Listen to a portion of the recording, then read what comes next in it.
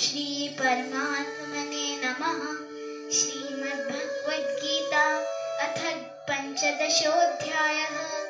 श्री भगवानुवाच ऊर्ध्वमूलमधःशाखम् अश्वस्थं प्राहुरव्ययम् छन्दांसि यस्य पर्णानि यस्तं वेद स वेदवित्।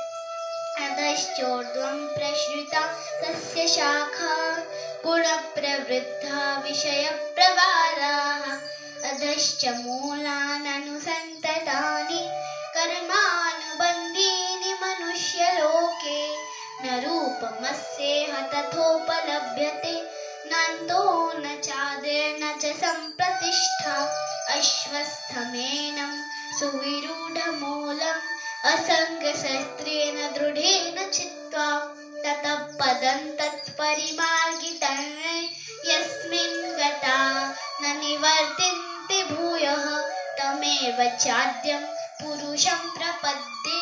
यतः प्रवृत्तिः प्रसृता पुराणी निर्माणमोहाजितसङ्गदोषा अध्यात्मे नित्या विनिवृत्तकामाः।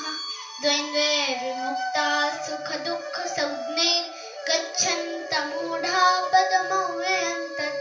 न तत् भासयते सूर्यो न शशाङ्को न पावक यद्गत्वा न निवर्तन्ते तद्धाम परमं मम। ममैवांशो जीवलोके जीवभूतः सनातनः। मनःषष्ठानीन्द्रियाणि प्रकृतिस्थानि कर्षति।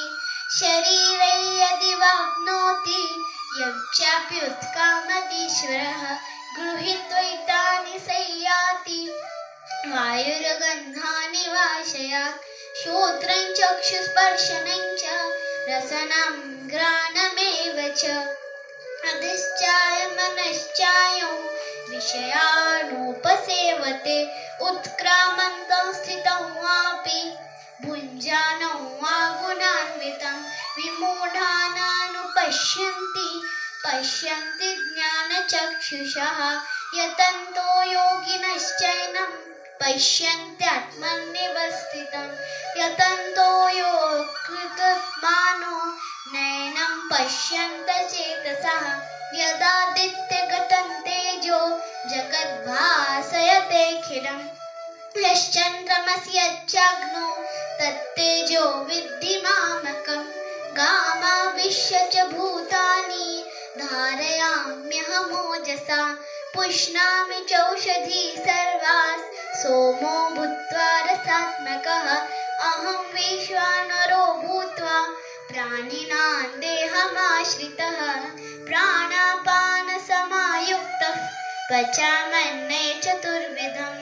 सर्वस्य चाहं हृदि सन्निविष्टो मत्स्मृतिज्ञानमपोहनं च।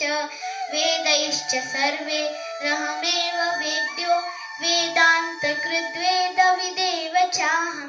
द्वाविमौ पुरुषौ लोके क्षरश्चाक्षर एव च। क्षरः सर्वाणि भूतानि कूटस्थोऽक्षर उच्यते। उत्तमः पुरुषस्त्वन्यः परमात्मेत्युदाहृतः। यो लोकत्रयमाविश्य बिभर्तव्य ईश्वरः।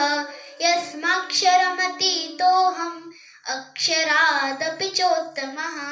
अतोऽस्मि लोके वेदे च प्रथितः पुरुषोत्तमः।